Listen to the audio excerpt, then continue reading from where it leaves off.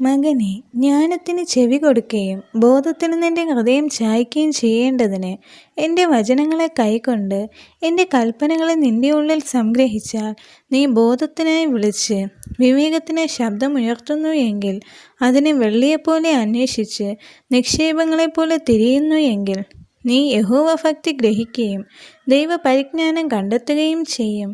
യഹോവയല്ലോ ജ്ഞാനം നൽകുന്നത്. അവൻ്റെ വായിൽ നിന്ന് പരിജ്ഞാനവും വിവേകവും വരുന്നു. അവൻ നേരുള്ളവർക്ക് രക്ഷ സംഗ്രഹിച്ചു വയ്ക്കുന്നു. നിഷ്കളങ്കമായി നടക്കുന്നവർക്ക് അവനൊരു പരിച തന്നെ. അവൻ ന്യായത്തിൻ്റെ പാതകളെ കാക്കുന്നു, തൻ്റെ വിശുദ്ധന്മാരുടെ വഴിയെ സൂക്ഷിക്കുന്നു. അങ്ങനെ നീ നീതിയും ന്യായവും നേരും സകല സന്മാർഗവും ഗ്രഹിക്കും. ജ്ഞാനം നിന്റെ ഹൃദയത്തിൽ പ്രവേശിക്കും, പരിജ്ഞാനം നിന്റെ മനസ്സിന് ഇൻപമായിരിക്കും. വകതിരിവ് നിന്നെ കാക്കും, വിവേകം നിന്നെ സൂക്ഷിക്കും.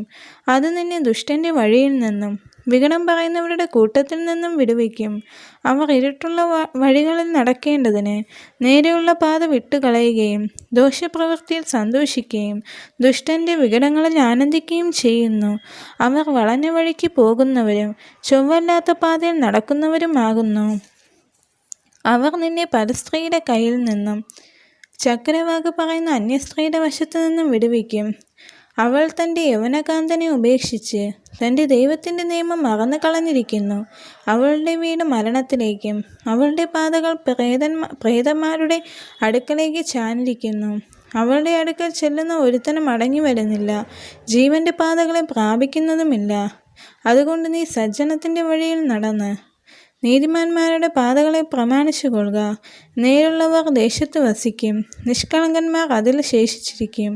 എന്നാൽ ദുഷ്ടന്മാർ ദേശത്തു നിന്ന് ഛേദിക്കപ്പെടും, ദ്രോഹികൾ അതിൽ നിന്ന് നിർമൂലമാകും. ഈ വചനങ്ങളാൽ ദൈവം എല്ലാവരെയും അനുഗ്രഹിക്കുമാറാകട്ടെ.